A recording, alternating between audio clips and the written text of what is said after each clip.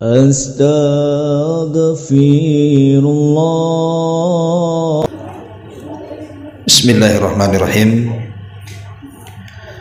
Assalamualaikum warahmatullahi wabarakatuh.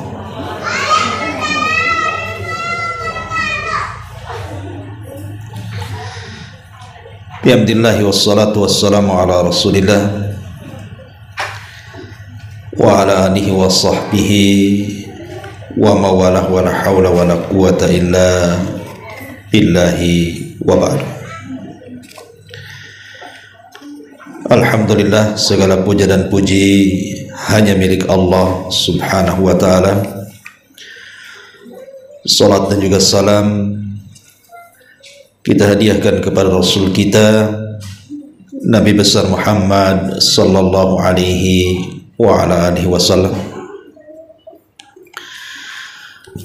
Alhamdulillah, di pagi menjelang siang ini kita kembali bisa duduk-duduk untuk berthalabul ilmi. Tak lupa demi keberkahan majelis di pagi hari ini kita bersalawat kepada Rasul kita Nabi besar Muhammad sallallahu alaihi wasallam. Allahumma salli ala Muhammad wa ala alihi wa sahbihi wa man sar ala nahjihi ila yaumiddin. Ibu-ibu yang dirahmati Allah subhanahu wa ta'ala, kita lanjutkan kajian kita masih membahas 10 kaidah di dalam membersihkan jiwa, dan kita masuk pada poin yang ketiga, menjadikan Al-Quran sumber dari tazkiyatun nufus. Ma'asyiral muslimat yang dimuliakan Allah subhanahu wa ta'ala, kita tahu bahwa Al-Quran adalah mukjizat terbesar yang Allah subhanahu wa ta'ala anugerahkan kepada Rasul dan kepada umat Islam. Bahkan Allah subhanahu wa ta'ala menjadikan orang-orang khusus dari kalangan manusia yang ada di bumi, dan mereka adalah ahlul Quran. Diriwayatkan dalam sebuah hadis dari Anas ibn Malik radhiyallahu anhu, Nabi sallallahu alaihi wasallam mengatakan, inna lillahi ahlina minan nas. Sesungguhnya Allah itu memiliki orang-orang khusus dari kalangan manusia. Kemudian Rasul ditanya, man hum ya Rasulullah? Siapa orang-orang khusus yang dekat dengan Allah subhanahu wa ta'ala itu? Maka Nabi sallallahu alaihi wasallam mengatakan, hum ahlul Qur'ani ahlullahi wa khasatuhu. Mereka adalah ahlul Quran, dan ahlul Quran adalah ahlullah, orang-orang khusus Allah, dan mereka masuk pada keluarga Allah subhanahu wa ta'ala. Tentu tidak heran kalau orang yang suka membaca Al-Quran, apalagi gemar membaca Al-Quran, apalagi sampai menghafalkan Al-Quran, mereka adalah keluarga Allah, mereka adalah orang-orang khusus Allah subhanahu wa ta'ala. Karena orang-orang yang mencintai Al-Quran itu senantiasa diutamakan Allah, baik di dunia ataupun di akhirat. Apabila mereka berada di majelis-majelis, maka ahlul Quran akan menjadikan Quran di hati-hati mereka. Apabila mereka berada di masjid-masjid, maka ahlul Quran akan didahulukan di mihrab-mihrab. Sebagaimana Rasul mengatakan, ya ummul qaumu aqra'uhum li kitabillah. Yang berhak menjadi imam adalah orang yang pakar dengan Quran. Dan apabila dia di kuburan dan sudah meninggal dunia, maka mereka didahulukan dimasukkan ke liang lahat, sebagaimana Nabi SAW mengatakan, unzuru ayyuhum akhdan bil Quran. Lihat siapa yang banyak hafalannya dalam Quran, yang banyak mengamalkan Al-Quran, yang banyak membaca Al-Quran, lebih dahulukan masuk, kata Rasul, dibandingkan yang lainnya. Ini di dunia, bagaimana pula di akhirat? Maka Rasul SAW bersabda, yuqalu li sahibil Quran iqra wartaq warattil kama kunta turattil fid dunya fa inna manzilataka inda akhiri ayatin taqra'uha. Akan dikatakan kepada para pakar-pakar Quran, kepada orang yang senang membaca Quran, baca, tartilkan bacaan, naiklah, dan engkau akan mendapatkan tingkatan yang paling tinggi di sorga sesuai dengan ayat yang akhir yang kau baca di dunia. Jadi di dunia diangkat derajatnya, dan di sorga juga diangkat derajatnya.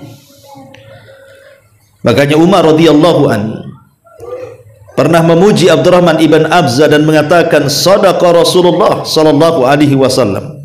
Sungguh benar ucapan Nabi sallallahu alaihi wasallam, innallaha yarfa'u bihadzal kitab aqwaman. Sesungguhnya Allah Subhanahu wa taala mengangkat sebagian kaum dengan Al-Qur'an.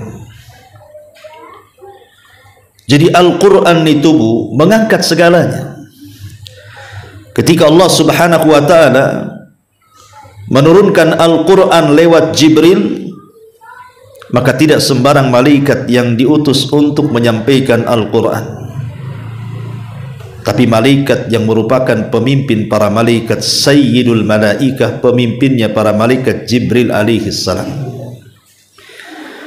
Ketika Al-Qur'an diturunkan kepada manusia, tidak sembarang diturunkan kepada manusia, tapi diturunkan kepada sayyidul anbiya'i wal mursalin, pemimpinnya para nabi dan rasul, Nabi kita Muhammad sallallahu alaihi wasallam.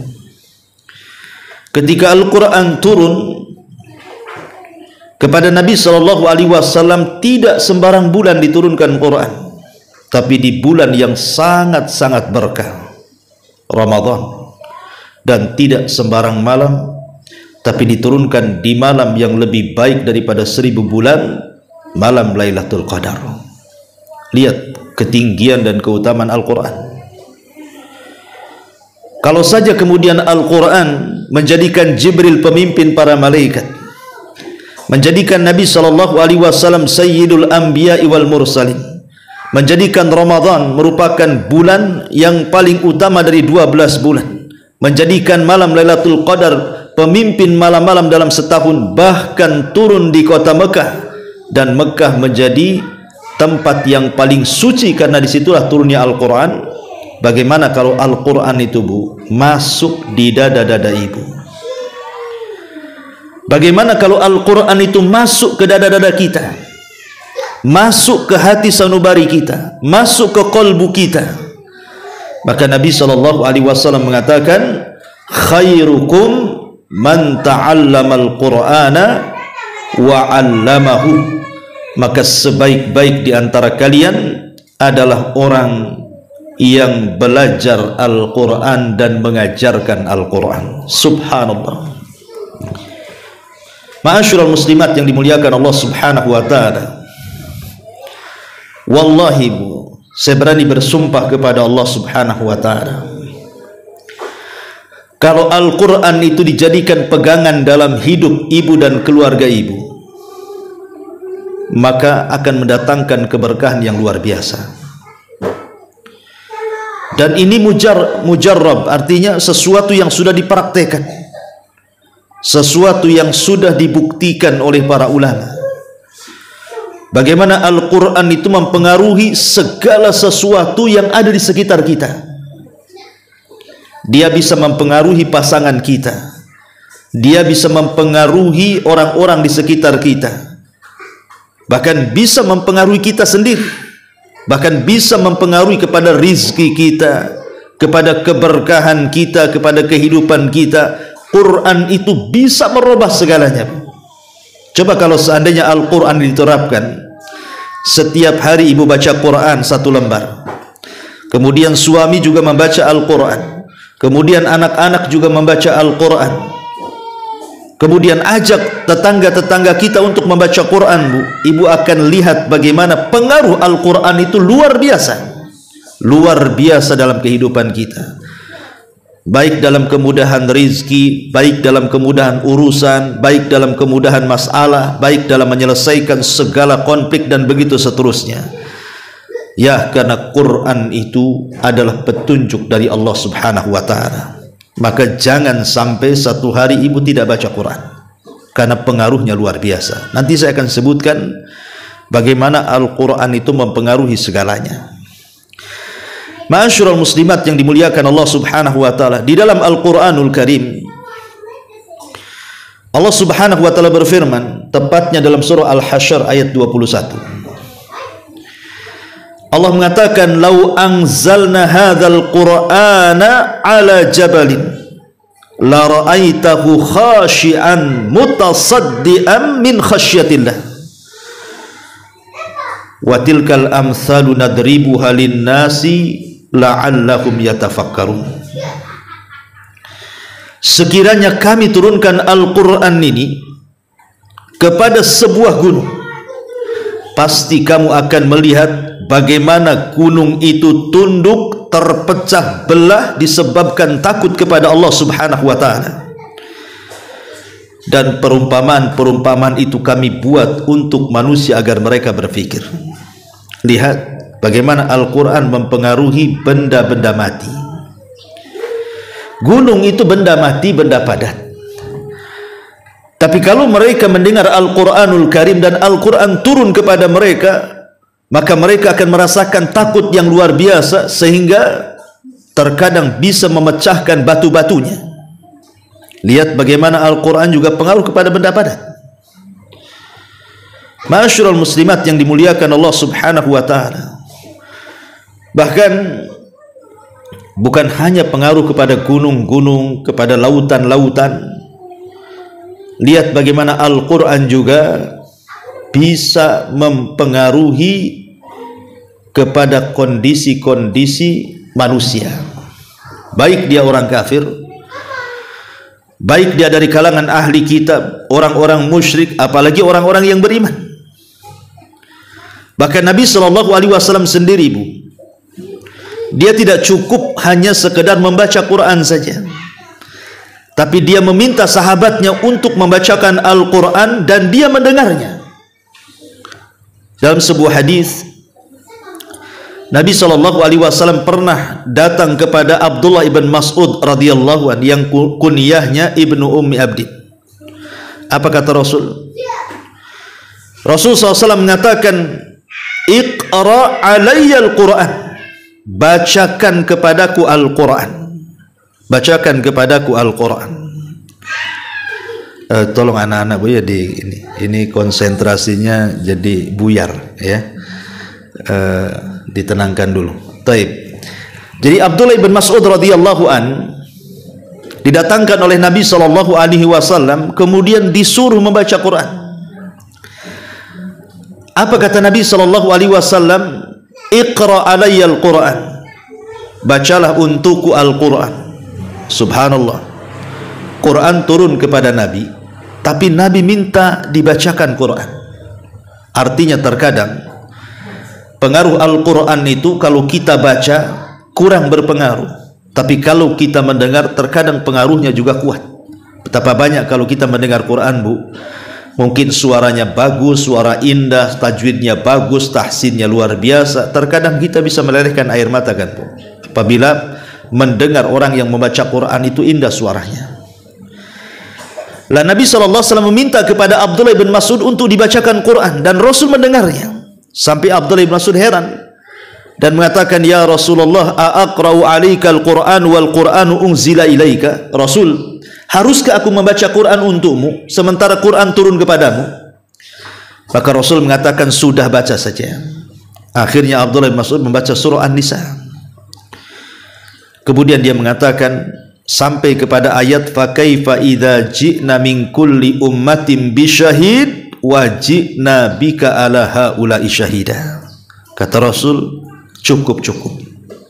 Karena ayat ini menyinggung Rasul.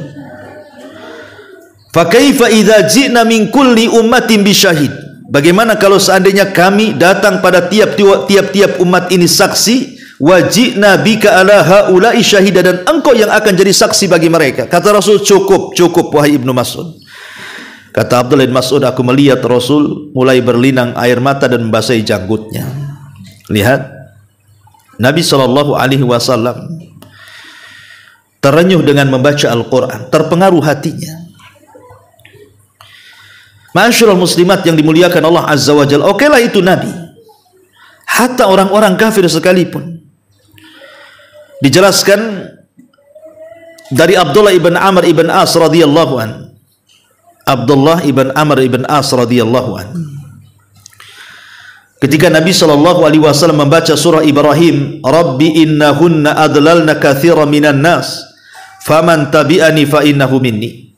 Ya Rabb, sesungguhnya mereka berhala-berhala itu sudah menyesatkan kebanyakan manusia, maka barang siapa yang mengikuti aku maka dia termasuk golonganku. Tiba-tiba kemudian Nabi SAW mengangkat kedua tangannya dan mengatakan, Allahumma ummati ummati. Ya Allah, umatku dan umatku. Kemudian Rasul membacakan, in tu'adzibhum fa innahum ibaduk wa in taghfir lahum fa innaka antal azizul hakim. Kalau engkau mengadab mereka ya Rabb, mereka hamba-hambamu. Jika engkau mengampuni mereka, maka engkau adalah zat yang maha kuat lagi maha bijaksana. Akhirnya Nabi SAW menangis sejadi-jadinya. Kemudian Allah Subhanahu wa ta'ala ketika itu memerintahkan Jibril dan mengatakan, ya Jibril, idhab ila Muhammad, pergi kau kepada Muhammad. Dan Allah maha tahu kondisi Rasul. Kata Allah, fasalhu ma yubki, tanya kepada dia apa yang membuat engkau menangis. Maka Jibril alaihi salatu wassalam datang dan mengatakan kepada Nabi SAW, ma sya'nuka tabki ya Muhammad, apa masalahmu, kenapa kau menangis? Maka Rasul SAW mengatakan begini dan begitu. Maka kemudian Jibril mengatakan, aku menyampaikan pesan dari Allah, inna sanurdika fi ummatika, kami akan redha kepadamu wahai Muhammad tentang umatmu, wala nasu'uka, dan tidak akan berbuat jahat kepadamu. Jadi Nabi SAW luar biasa ketika merenungkan ayat. Makanya wajar ayat ini juga berpengaruh kepada siapa? Orang-orang kafir. Dulu di zaman sahabat ada namanya Zubair bin Mut'im, masih kafir, belum masuk Islam. Zubair bin Mut'im ini, Zubair bin Mut'im ini dendam kepada Nabi SAW dan ingin membunuh Nabi. Dari Mekah dia sudah bawa pedang. Memang tujuannya ingin bunuh Nabi, karena dia dendam kerabatnya banyak mati di perang Badar. Ketika sampai di kota Madinah, ngendap-ngendaplah dia mencari waktu kapan bisa menyerang Nabi. Rupanya ketika itu waktu yang tepat adalah ketika Rasul sedang melaksanakan sholat. Dipikirnya karena orang sholat tidak bawa senjata. Lah ketepatan ketika itu Rasul sedang sholat maghrib.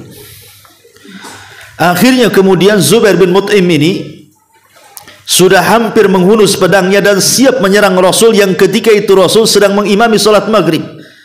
Tiba-tiba Zubair memperhatikan dengan seksama apa yang dibaca Nabi SAW dalam sholat maghrib itu. Rupanya Zubair bin Mut'im mendengar Rasul membaca surah Toha sampai kepada firmannya, innani anallah la ilaha illa ana fa'budni wa aqimis salata lidzikri. Kemudian juga fa'aslama, dijelaskan tiba-tiba ketika mendengar ayat ini dan ayat Toha yang lainnya, am khuliqu min ghairi syai'in am humul khaliqun am khalaqas samawati wal arda la yuqinun, bicara tentang kebatilan berhala-berhalanya. Tiba-tiba Zubair bin Mut'im pun masuk Islam, gak jadi bunuh Nabi, padahal pedang sudah di tangannya dihunuskan, Bu. Tiba-tiba dia ketika mendengar surah Toha dibacakan itu, langsung dia terpengaruh dan masuk Islam. Lihat bagaimana Al-Quran mempengaruhi hati Zubair bin Mut'im, padahal ketika dia musyrik, Bu, masih musyrik, penyembah berhala. Hal yang sama juga terjadi kepada Umar bin Khattab, kan, Bu? Ibu tahu sejarah masuk Islamnya Umar, kan? Bagaimana ketika dia hendak membunuh Nabi SAW di perjalanan, tiba-tiba dicegat kawannya dan mengatakan, hendak pergi kau kemana wahai Faruk, wahai Umar? Kata Umar, hendak membunuh Muhammad, katanya. Kata temannya, maukah ku habarkan sesuatu yang lebih hebat dibandingkan kau datang kepada Muhammad dan membunuhnya? Apa kata Umar? Adikmu Fatimah masuk Islam, katanya. Akhirnya kemudian Umar pun mencari Fatimah. Rupanya di Fatimah ada di rumahnya, sedang belajar Al-Quran kepada Khabbab ibn Arat bersama suaminya Sa'id ibn Zaid itu. Umar sempat mendengar, tapi Umar karena sudah kemakan emosi didobrak rumahnya, kemudian langsung dihantam itu, dipukulnya Fatimah sampai tersungkur. Umar merasa malu dan aib memukul seorang wanita, menyesal dia. Akhirnya kemudian dia melihat ada lembaran di tangannya, catatan-catatan Quran. Kata Umar, apa ini? Kata Fatimah, ini Al-Quran, dan kau tidak boleh memegangnya sebelum kau mandi, katanya. Akhirnya Umar mandi, padahal masih musyrik itu. Setelah mandi kemudian diberikanlah lembaran itu. Kemudian Umar sempat membacanya. Dalam tulisan itu ada surah Thaha. Subhanallah. Tiba-tiba Umar pun kemudian melembut dan dia ingin masuk Islam. Ketika itu di balik tembok Khabbab bin Arat yang sembunyi keluar dan mengatakan, ya Umar, aku pernah mendengar Nabi SAW bersabda, Allahumma izzal islama bi umaraini. Ya Allah, muliakan Islam dengan dua Umar, salah satunya engkau. Maka Umar sejak itulah dia berazam masuk Islam dan akhirnya masuk Islam. Dan dia orang yang ke-40 masuk Islam di rumah Arqam bidaril Arqam. Lihat bagaimana Umar berubah total ketika mendengar Quran, padahal dia masih kafir. Ya, Ma'asyiral muslimat yang dimuliakan Allah Subhanahu wa taala, bahkan yang paling memusuhi Nabi, yang menghabiskan hartanya untuk memusuhi Nabi, Al-Walid ibn Mughirah. Al-Walid ibn Mughirah yang turun surah Al-Mudaththir kepadanya.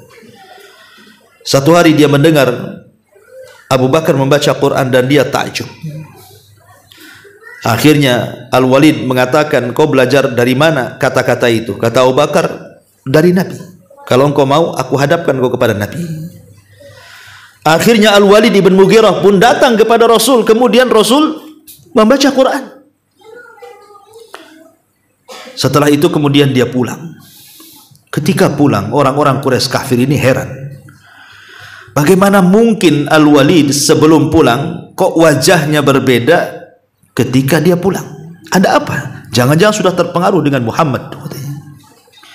Apa kata Al-Walid ibn Mughirah? Wahai Quraisy, aku loh orang yang paling paham tentang syair. Aku yang paling paham tentang syair-syair Arab, bahkan syair-syair jin pun aku tahu, katanya. Tapi Quran itu beda.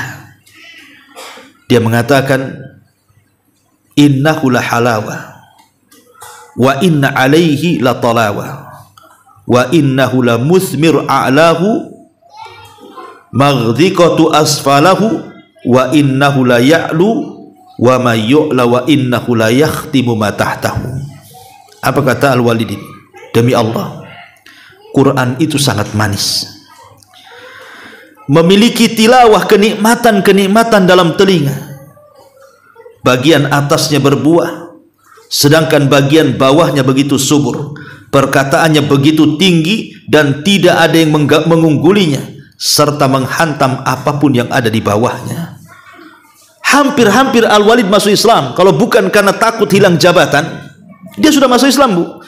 Tapi karena takut hilang jabatan, akhirnya tetap kufur. Tapi kan sempat terpengaruh tuh. Sampai Abu Jahal itu ketakutan kalau Al-Walid masuk Islam, karena dia orang paling kaya di Mekah ketika itu. Bagaimana kalau dia masuk Islam? Satu kota Mekah bisa masuk Islam dengan kekayaannya tuh. Tapi lihat pengaruhnya Quran kepada musuh-musuh Nabi SAW.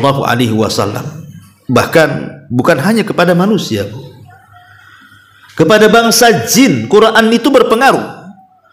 Jadi ketika Nabi SAW pulang dari Taif, gagal berdakwah di Taif karena orang Taif lebih ganas dibandingkan orang Quraisy, melempari Rasul sampai Rasul lari 1 mil dengan Usama atau dengan Zaid ibn Harithah pembantunya. Akhirnya kemudian Rasul beristirahat di kebun kurma putra-putra Mughirah. Disitulah Nabi SAW salat fajar, salat subuh. Kemudian membaca Al-Quran. Allah takdirkan ada 7 atau 8 jin itu nyasar ke kebun itu dan mendengar Nabi SAW membaca Al-Quran. Tiba-tiba setelah Rasul selesai sholat, kalangan jin ini mengatakan, aman Nabi, kami beriman dengan itu.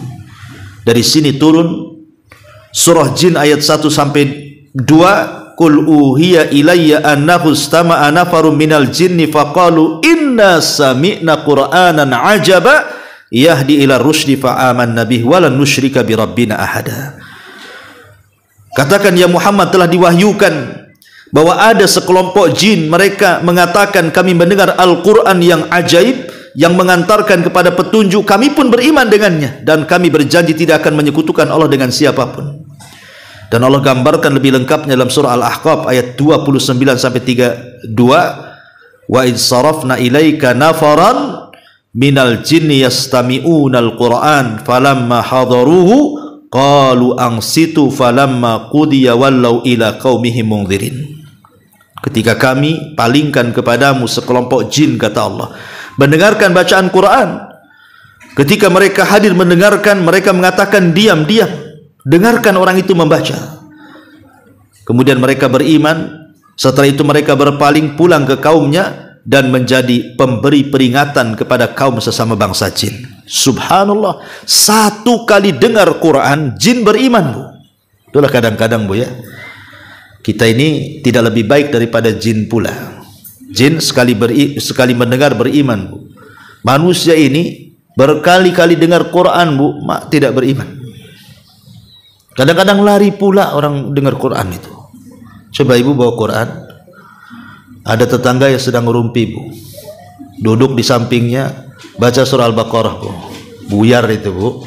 Ini tempat ngerumpi, kok salah tempat katanya. Kadang-kadang kan aneh, Bu, saya pikir Quran dibacakan jin aja yang lari, tetangga pun bisa lari, ya mungkin ada jinnya, mungkin itu, ya. Tapi yang jelas bahwa bagaimana di sini Al-Quran itu mempengaruhi sampai kepada bangsa jin, kan luar biasa, ya. Luar biasa pengaruh Al-Quran itu. Ma'asyiral muslimat yang dimuliakan Allah Subhanahu wa taala, bahkan Quran juga mempengaruhi para malaikat. Bukan jin aja, malaikat aja terpengaruh. Disebutkan dalam Bukhari Muslim tentang seorang sahabat namanya Usaid ibn Hudzair radhiyallahu an. Jadi Usaid ibn Hudzair ini satu malam dia membaca Quran. Tiba-tiba kuda yang diikatnya itu rame aja. Sementara di samping kudanya ada putranya Yahya yang sedang tidur. Jadi setiap dia baca Quran, kudanya ngeringki, rame, bergerak. Akhirnya dia takut kalau kakinya menyepak anaknya si Yahya itu. Berhenti dia. Baca Quran gitu lagi, berhenti lagi. Sampai karena ketakutan berhenti dia tidak baca Quran. Tapi dia sempat melihat ada kilat dari langit.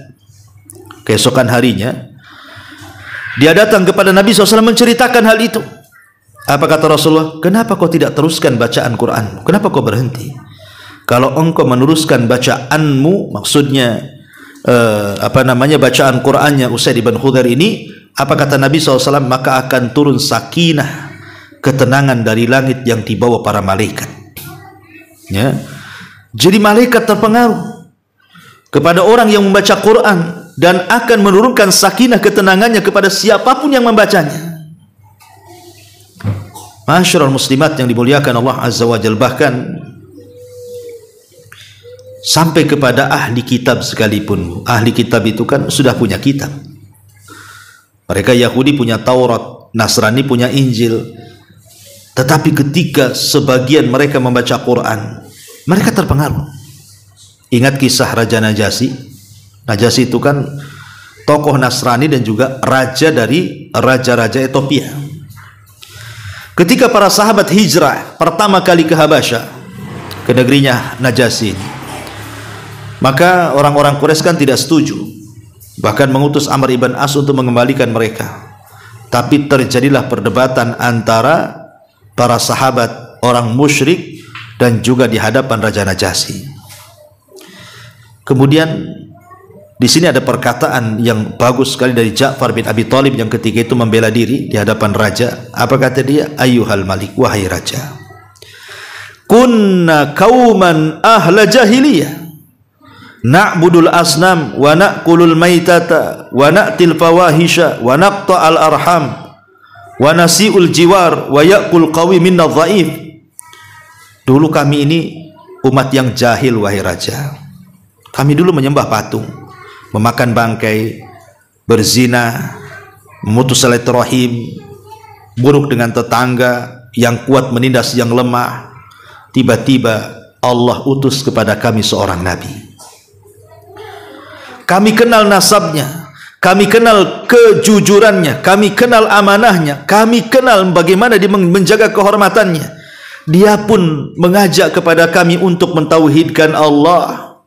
Dia pun mengajak kami untuk berkata dengan kata-kata yang jujur. Disuruhnya kita amanah, disuruhnya kita silaturahim, disuruhnya kita berbuat baik kepada tetangga, disuruhnya kita untuk tidak melakukan yang haram, melakukan zina, mengucapkan kalimat kotor, memakan harta anak yatim, menuduh manusia baik, wanita baik-baik, berzina, memerintahkan kami beribadah, sholat, zakat, puasa, terus disebutkan sampai akhirnya Amr ibn As ini mempengaruhi Najasyi dan mengatakan, ya memang seperti itu, tapi kata Amr ibn As kepada Najasyi itu, dia mengatakan tentang ibunda kalian dan Isa bin Maryam begini dan begitu.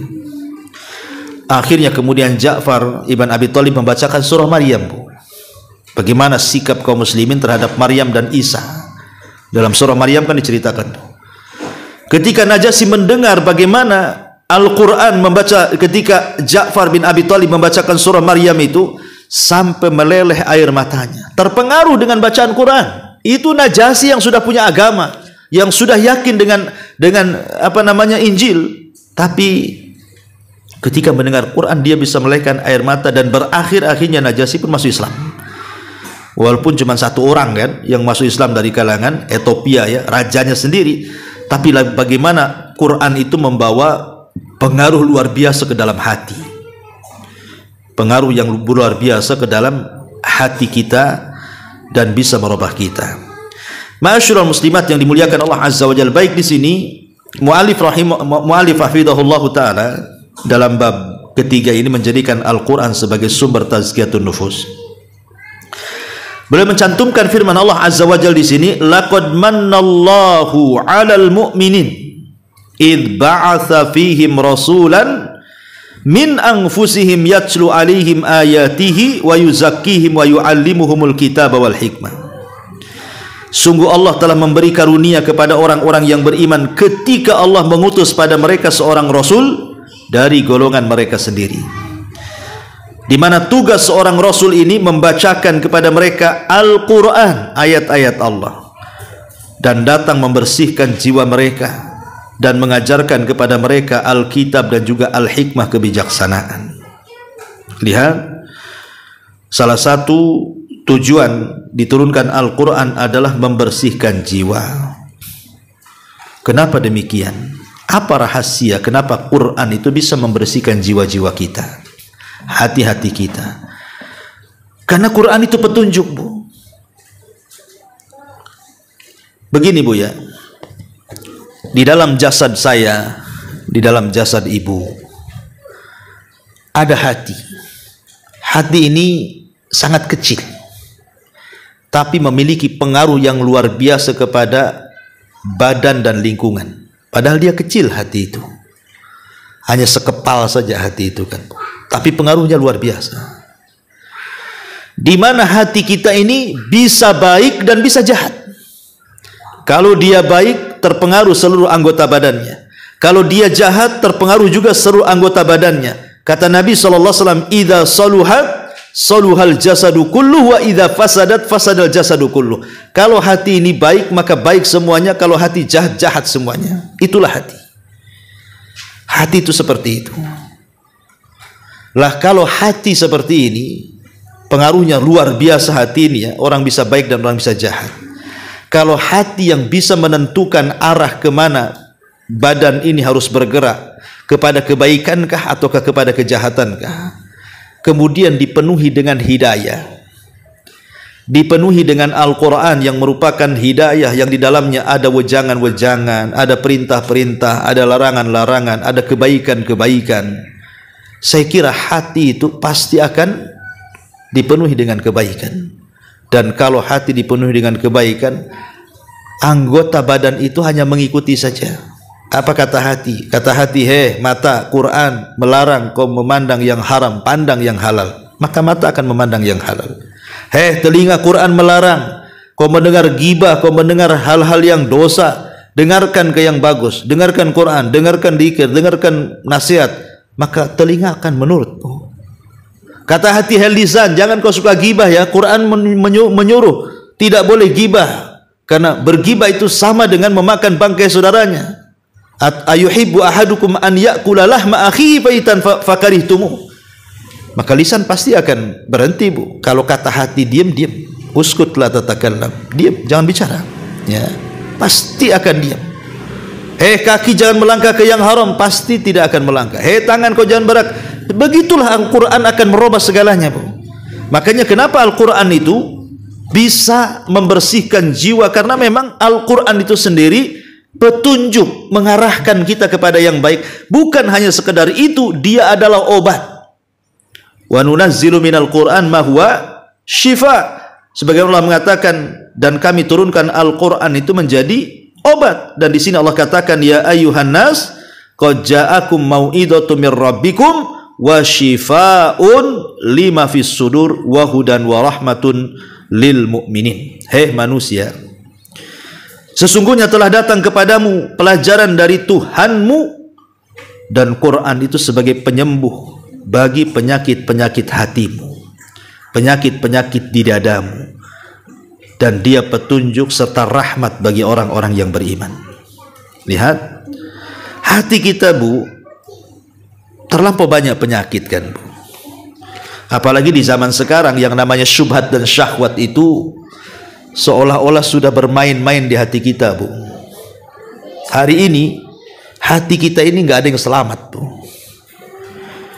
Karena hati kita ini hari ini dipenuhi dengan urusan-urusan dunia kan, Bu. Kepengen ini, kepengen itu. Nah, itulah hati kita sekarang. Benci ini, benci itu, hasad kepada si ini, hasad kepada si itu, dengki kepada si ini, dengki kepada si itu, tidak terima, macam-macam lah ya. Hati di zaman sekarang ini hampir tidak selamat daripada syubhat dan syahwat. Dan yang bisa mengobati dari dua penyakit ini hanyalah Al-Quran. Quranlah yang akan menyembuhkan penyakit syahwat dan syubhat. Ma'asyiral muslimat yang dimuliakan Allah Subhanahu wa taala, tentu kalau hanya Al-Quran itu kita baca, Bu, tentu tidak ada pengaruhnya sedikit. Kalau ibu baca Quran, ambil Quran, kemudian hanya sekedar baca, Bu, terkadang Quran itu tidak berpengaruh. Ya baca-baca gitu saja kan. Ibu nggak merasa bergetar hatinya, menangis karena membacanya, memikirkan dosa. Kenapa, Bu? Kok kalau kita baca Quran hari ini kok kayaknya itu pengaruhnya kurang? Ya. Pertama, Bu, karena kita ini ketika membaca Quran boleh jadi tidak menghadirkan hati. Tidak menghadirkan hati.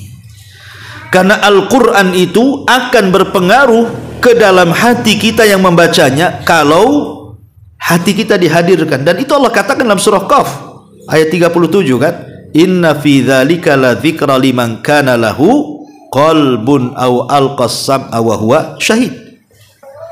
Dan Al-Quran itu adalah peringatan untuk siapa? Untuk yang punya hati. Jadi kalau hatinya lalai, malas-malas baca Quran, ya nggak ada pengaruhnya lah kan itu. Apalagi baca Quran sambil sekali-kali baca, sekali-kali baca handphone. Nah, apa itu, Bu? Kok jigjag gitu baca Qurannya? Baca satu ayat, balas WA. Baca lagi satu ayat, balas WA. Ini main-main namanya. Ya, kalau baca Quran matikan tuh handphone itu. Fokus, memang betul-betul saya baca Quran. Hadirkan hati. Ya. Yang kedua, Bu, usahakan kalau baca Quran jangan geremeng-geremeng bahasa saya itu. Ya, dikeraskan. Kan ibu dalam rumah nggak dengar kecuali ibu saja kan. Dalam kamar, ya dikeraskan, Bu, karena biasanya mengeraskan membaca Quran itu ada pengaruh tersendiri. Dibandingkan ibu hanya bisik-bisik, itu kurang. Ya. Kemudian juga ibu merasakan ketika baca Quran itu seolah-olah ibu sedang mengkhitab Allah. Seolah-olah ibu sedang berhadapan dengan Allah Subhanahu wa taala dengan setiap ayat. Bu, kalau kita mengajak bicara dengan Allah, maka lakukan salat. Tapi kalau kita merasa diajak bicara Allah, itulah baca Quran. Bedanya salat dengan Quran di situ. Kalau salat ibu ngajak dialog dengan Allah. Karena setiap ibu membaca surah Al-Fatihah, alhamdulillahirabbil alamin, Allah katakan apa? Hamidani abdi, hambaku sedang memujiku. Apabila kita membaca Ar-Rahman Ar-Rahim, Allah jawab apa? Athna alayya abdi, hambaku sedang mengagungkan aku. Apabila kita membaca Maliki Yaumiddin, Allah jawab gimana? Majjadani abdi, hambaku sedang membesarkan aku. Kalau kita hendak berdialog dengan Allah, lakukan salat. Tapi kalau kita hendak diajak dialog oleh Allah Subhanahu wa taala, baca Quran. Hadirkan dalam hati bahwa kita sedang diajak dialog oleh Allah Subhanahu wa taala. Sehingga nggak main-main. Ibu saja kalau seandainya datang ke wali kota, gubernur, ditata rapih bahasanya. Ya kan, takut salah, takut tersinggung. Masalah nih, masa sama wali kota ditata rapi, kok kepada Allah kok asal-asalan, nih gimana ceritanya? Ya, tentu akan lebih lagi kan, kita lebih sopan lagi dengan Allah Subhanahu wa taala. Termasuk juga kalau ingin terasa ketika baca Quran itu, cobalah mentadaburi ayat-ayat itu. Alhamdulillah, Bu, sekarang kan sudah dimudahkan tuh terjemahan Quran, ya. Sekali-kali ibu mungkin sudah menghatamkan beberapa kali hatam Quran itu, bacalah terjemahannya supaya ibu minimalnya tahu isinya. Ya. Syukur-syukur ibu membeli tafsir terjemahan, ibu juga baca tafsirnya supaya makin lagi paham, oh begini si Quran itu rupanya. Sehingga makin lagi pengaruhnya luar biasa kepada kita. Kemudian coba juga baca-baca kisah-kisah dalam Quran. Kisah-kisah Quran kan banyak tuh, Bu. Kisah-kisah orang dulu, kisah para nabi. Karena terkadang kisah itu mempengaruhi juga tuh. Ya. Kemudian juga kata para ulama, ada istilah fahmul hudud khairun min fahmil huruf, bahwa memahami batasan-batasan, hukum-hukum, larangan-larangan, wejangan-wejangan dalam Al-Quran itu jauh lebih baik dibandingkan hanya sekedar memperhatikan bacaannya, tajwidnya, tahsinnya, dan begitu seterusnya. Dua-duanya baik, tetapi kalau lebih baik lagi ibu renungkan isinya, baru Quran itu akan mempengaruhi kita. Dan akan lebih mempengaruhi lagi, Bu, kalau dibaca di sepertiga malam akhir. Ketika manusia sudah tidur, ibu tahajud, ambil Quran, baca, itu pengaruhnya luar biasa, Bu. Karena Allah yang mengatakan inna nasyi'atal laili hiya ashaddu wat'aw wa aqwamu qila. Jadi bacaan Quran di malam hari itu lebih berasa kepada jiwa, itu Allah yang mengatakan. Sehingga pengaruhnya luar biasa gitu ya, kalau digunakan untuk qiyamul lail atau dibaca ketika di sepertiga malam. Karena Allah mengatakan wat'an wa aqwamu qila, itu lebih berasa kepada jiwa kita, lebih berasa kepada hati kita.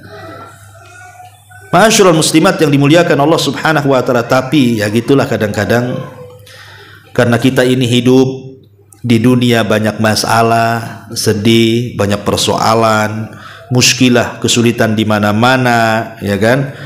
Kemudian bukannya mendekat Al-Qur'an, makin jauh dari Al-Qur'an. Ya, kemudian juga gelap hati kita ini karena banyaknya maksiat dan begitu seterusnya. Kadang-kadang itu pula yang menjadikan Al-Qur'an itu tidak berpengaruh kepada kita. Ma'asyiral muslimat yang dimuliakan Allah Subhanahu wa taala, padahal kalau kita melihat pahalanya saja kan, cukuplah dua yang kita pahami. Sebenarnya banyak. Satu, orang yang suka baca Quran itu, Bu, Quran akan jadi syafaat ibu. Nanti pada hari kiamat Quran akan membela kita di hadapan Allah. Siapa yang banyak membaca Quran di dunia, maka akan banyak pembelaannya di akhirat di hadapan Allah. Karena di zaman nanti di akhirat nggak ada lawyer, Bu, nggak ada pengacara, ya. Di akhirat itu yang bisa menolong amalan kita, dan salah satunya adalah Quran yang paling berpengaruh menjadi penolong kita pada hari kiamat. Yang kedua, setiap satu huruf itu 10 kebaikan. Kalau ibu baca Qul huwallahu ahad Allahus samad itu berapa huruf tuh? Kalilah 10. Kalau diulang-ulang sampai 100 kali kulhunya, oh makin banyak pahalanya, kan begitu. Makanya orang yang menghafal Quran itu paling banyak pahalanya, Bu. Ibu ini sudah tua kan, Bu, ya. Adalah yang tua, yang muda sedikitnya. Jadi umpamanya seandainya ibu ini ingin menghafal, oh sekarang Wadduha sudah hafal Lam Yakunil, kan itu agak panjang kan, Bu, ya. Ibu ingin menghafal Lam Yakunil ladina kafaru itu. Lam Yakunil ladina kafaru, Lam Yakunil ladina kafaru, ulang-ulang sampai 1000 kali nggak hafal-hafal, ya. Nggak apa-apa, Bu, nggak hafal-hafal nggak ada masalah, ya. Walaupun sebenarnya ada masalah, kenapa tak hafal-hafal, kan itu. Maksud saya nggak ada masalah itu jangan berhenti gara-gara tidak hafal. Kok nggak hafal-hafal saya, kan? Rupanya yang menghalangi hafalan karena banyak utang, kan itu. Maksud saya kalau ibu terus baca walaupun tak hafal, Bu, sekali baca itu kan dalam satu ayat itu kan banyak huruf, Bu. Kalau ibu ulang-ulang satu ayat 1000 kali, kalikan satu huruf 10 pahala. Makanya nggak apa-apa nggak hafal-hafal pun, tapi kalau diulang-ulang tuh nggak terasa pahala kita banyak, kan? Karena target kita baca Quran kan cari pahala, bukan target hanya sekedar menghafal saja. Lebih daripada itu cari pahala. Jadi itu harus paham, pahala Quran itu luar biasa. Dan baca Quran kan nggak bayar, nggak harus sedekah kan pakai harta, haji harus ke Mekah, puasa harus lapar-lapar. Quran bisa habis makan, minum, baca Quran. Ya, jadi itu amalan yang mudah tapi pahalanya luar biasa, luar biasa. Ya, Ma'asyiral muslimat yang dimuliakan Allah Subhanahu Wa Taala, disebutkan oleh para ulama bahwa Al-Quran ini memiliki buah, memiliki pengaruh, buah yang sangat luar biasa yang bisa mempengaruhi hati-hati kita. Apa saja pengaruh Al-Quran kepada hati kita itu? Satu, ziyadatul iman. Kalau orang betul-betul membacanya, memang mencari pahala dengan adab-adabnya, pasti, Bu, iman akan senantiasa bertambah. Innamal mu'minuna alladzina idza dzukirallahu wajilat qulubuhum wa idza tuliyat alaihim ayatuhu zadathum imana. Bertambah iman kita kalau dibacakan Quran atau membaca Quran itu. Yang kedua, sholahul qulub. Hati jadi baik.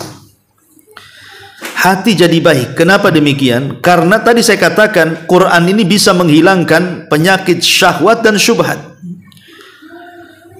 Penyakit syahwat dan syubhat. Sebagaimana Allah mengatakan, ya ayyuhan nas, wahai manusia, qad ja'akum mau'idhatum mir rabbikum, telah datang peringatan dari Rabb kalian, maksudnya Al-Qur'an, wa syifaa'un lima fi sudur, dan obat bagi hati-hati kalian. Kata Abdurrahman As-Sa'di, maksudnya obat pada hati-hati kalian, min amradis syahawat wasyubhat, dari penyakit syahwat dan syubhat. Kemudian yang ketiga, orang yang suka membaca Quran, cinta, senang, gemar, itu akan mudah melakukan ketaatan. Al-iqbal ala ta'atillah. Dia akan mudah untuk menangis, mudah untuk takut, mudah untuk, pokoknya akan mempermudah ibadah dia kepada Allah Azza wa Jalla kalau orang tidak lepas daripada Quran. Ya. Kemudian yang keempat, ziyadatu khasyatillahi Azza wa Jalla, akan bertambah-tambah takutnya dia kepada Allah. Kalau gunung saja bisa meledak gara-gara takut kepada Allah Azza wa Jalla, harusnya hati manusia lebih takut lagi dibandingkan gunung. Itulah pengaruh Quran. Bahkan lebih daripada itu, yang kelima, tahdzibus suluk wal akhlak, bisa membersihkan akhlak-akhlak yang tercela, akhlak-akhlak yang kurang bagus. Dan juga yang 6 bisa menjadi obat. Ya, bisa menjadi obat. Ibu kalau umpamanya anak rewel malam-malam, bukan, kok nangis anak bayi ini, tinggal dibacakan Quran aja. Umpamanya ibu mau ngasih susu gitu ya, SGM atau apa gitu kan, dibacakan aja lah di susu itu, air susu itu, baca Al-Fatihah ke Muawwidhataini, kan udah jadi obat itu. Baru disusukan kepada anaknya.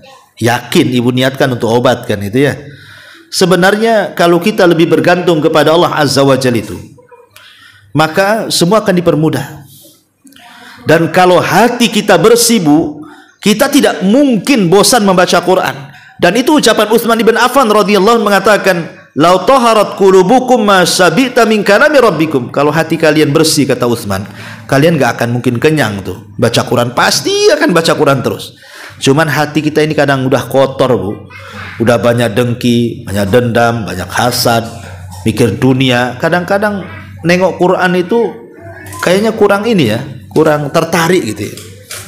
Bahkan ketika ibu menikah dengan suami, maharnya Al-Quran dan seperangkat alat sholat, Bu, masih aja di etalase tuh Quran tuh, nggak keluar-keluar. Sejak kawin sampai umur 60 tahun di etalase dia. Kan ini untuk dipajang, untuk dibaca. Kalau saya masih ingat dulu, Bu, masih kecil-kecil saya itu masih sering ke musola, ke langgar kan. Itu kadang-kadang banyak Quran sobek itu. Banyak sekali Quran sobek itu. Sampai kalau kita nyari Quran yang benar itu hampir tidak ada tuh, mesti nanti satu surat hilang. Ya, kenapa? Karena orang dulu tuh rajin baca Quran tuh. Sampai kalau nyari Quran yang benar itu susah tuh. Sekarang, Bu, saya masuk ke masjid itu rapi Quran itu di etalase, Bu. Rapi, sak jilid-jilidnya kayak nggak pernah disentuh itu. Ramadan aja itu keluarnya itu kuncinya tuh. Nah, ini kan kemunduran. Betul lah nanti pada hari kiamat Rasul mengatakan di hadapan Allah, Rabbi inna qaumi ittaqadu hadzal qur'ana mahjura. Ya Rabb, maafkan kaumku karena mereka ketika di dunia mulai meninggalkan Quran, sudah tidak membacanya, tidak cinta membaca tafsirnya, tidak suka mengamalkan isinya, karena tadilah mungkin hati kita sudah kotor. Maka mulailah dari sekarang ya, kita memulai lagi mengawali, kalau bisa itu satu hari ya, walaupun tidak satu lembar ya separuh lembar, ataupun ya 2-3 ayat lah, tapi rutinitas selepas sholat itu. Dan ibu bisa rasakan keajaibannya, bisa merasakan keajaibannya. Kalau tadi pertama kita mencintai Al-Quran, bersihkan hati dari dosa dan maksiat, kemudian ambil waktu-waktu yang pas sepertiga malam pamannya kan, kemudian juga rasakan dalam hati bahwa kita sedang berdialog dengan Allah Subhanahu wa taala, kemudian kita meminta pertolongan kepada Allah Azza wa Jalla untuk dipermudah dalam membacanya, memahaminya dan mengamalkannya, insyaallah maka ibu akan melihat keajaiban Al-Quran itu. Kalau sekarang ya biasa-biasa aja karena tidak dicoba ya sampai seperti yang dijelaskan oleh para ulama dalam kitab ini. Wallahu a'lam bishawab. Ini materinya. Baik, kita buka tanya jawab, silahkan.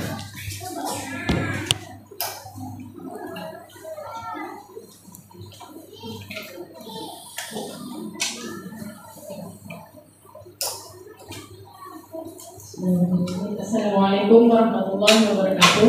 Waalaikumsalam warahmatullahi wabarakatuh. Ustaz mau bertanya tentang Al-Quran yang mengatakan satu huruf dengan 10 kebaikan. Maksud 10 kebaikan itu 10 pahala atau di mana, Ustaz? Mohon penjelasannya, Ustaz. Iya, alhamdulillah.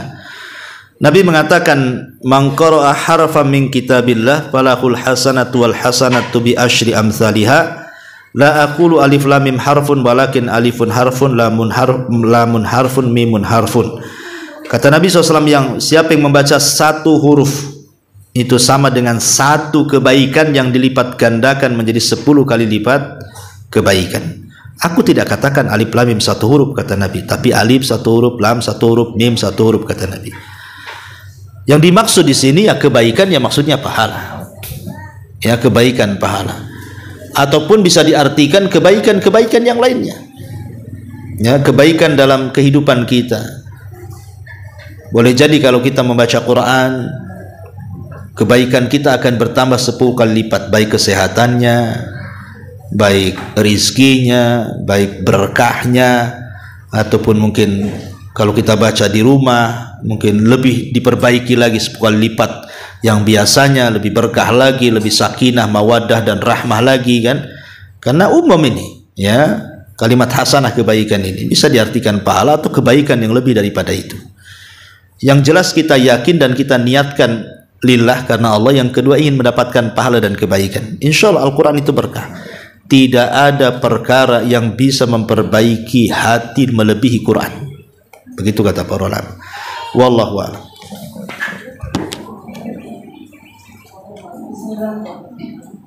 Mohon dijelaskan Ustaz tentang hadis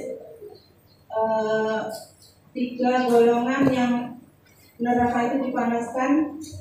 Pertama kali golongan ini yang dimasukkan duluan, diantaranya adalah orang yang membaca Al-Quran, untuk dikatakan sebagai qori. Mohon penjelasannya Ustaz. Terus bagaimana caranya agar ketika membaca Al-Quran itu ikhlas, dijauhkan dari sifat riya.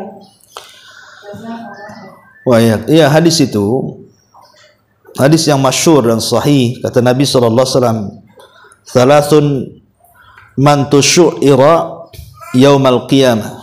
3 kelompok yang pertama kali sentuh oleh api neraka. Nah, salah satunya adalah ahlul Quran, kata Rasul. Mereka adalah para pakar-pakar Quran. Nanti pada hari kiamat, pakar-pakar Quran ini akan didatangkan di hadapan Allah, kemudian akan ditampakkan di dunia bagaimana dia membaca Quran, mendakwahkan Quran, dan dia mengetahuinya. Dan dia mengatakan, betul itu aku ya Rabb. Kata Allah, untuk apa kau lakukan? Dia mengatakan, aku melakukan karenamu. Apa kata Allah? Kadzabta dustakam. Kadzabta dustakam. Engkau melakukan itu supaya manusia menganggap engkau ini qari. Engkau ini qari. Kau ini seorang pakar Quran. Kau bukan karena Allah Subhanahu wa taala. Jadi maksudnya di sini adalah orang yang beribadah karena riya, orang yang baca Quran karena riya. Itu yang dimaksud di sini. Ya.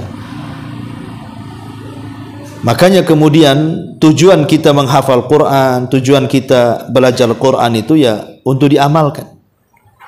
Bukan untuk riya-riaan supaya manusia menganggap kita seorang qori, dan itu yang banyak di masyarakat. Qori ini, qori itu, kan begitu. Supaya manusia memandang saya ini pembaca Quran, qori Al-Quran. Makanya kalau hanya sekedar perlombaan dan umpamanya anak kita ikut lomba, ya kita semangati supaya dia makin cinta dengan Quran kan. Tapi kalau maksudnya perlombaan itu supaya dikenal anaknya qori, jangan Bu. Ya. Karena itu sudah niatnya syuhrah, popularitas, itu sudah riya, mengandung riya di situ. Maka kalau bisa lillahi ta'ala. Dan kalau bisa Bu, anak-anak ibu itu kalau punya anak, kalau udah tua ya cucu-cucunya lah kan itu, arahkan mereka kepada Quran. Kalau bisa mereka hafal Quran. Karena nanti pada hari kiamat anak-anak penghafal Quran itu akan membahagiakan orang tuanya dan akan meletakkan piala di kepalanya. Dan tiba-tiba orang tuanya mendapatkan tingkatan tinggi di sorga yang ia tidak tahu, rupanya anak yang mengangkat derajatnya. Jadi arahkan anak-anak kita ke dalam Al-Quran. Karena Quran itu sebenarnya kalau dididik kepada anak-anak Bu, itu lebih mudah. Mungkin kalau ibu yang sudah tua gini, jangankan cerita 30 juz kan Bu, juz 30 saja setengah mati ngapalnya kan Bu. Tapi kalau anak-anak sebentar aja itu, 1-2 lembar itu 1-2 hari selesai itu. Kalau kita sampai lembarannya copot pun otak kita copot juga kan itu, karena enggak hafal-hafal gitu. Makanya anak-anak itu mumpung masih anak-anak, apalagi ibu melihat anak-anak ini nampak cerdas ya. Ibu punya cucu atau punya anak, beda sendiri otaknya. Sayang kecerdasan itu diberikan kepada yang lain. Kalau bisa arahkan ke Quran, makin cerdas lagi Bu. Makanya kita lihat orang-orang yang menghafal Quran, kalau dia menghafal pelajaran umum itu lebih mudah Bu, karena otaknya terbiasa menghafal. Tapi orang yang tidak pernah hafal Quran, menghafal pelajaran umum itu sulit Bu, setengah mati dia. Itu kadang-kadang juga membantu EQ kan. Ya, makanya sekarang kan banyak universitas-universitas itu kalau yang hafal Quran itu dimudahkan tuh, karena tahu itu orang cerdas itu. Kalau nggak cerdas ya mungkin hafal Quran. Ya, jadi maksudnya di situ kembali bahwa hadis itu bicara tentang bahaya riya sebenarnya. Wallahu a'lam.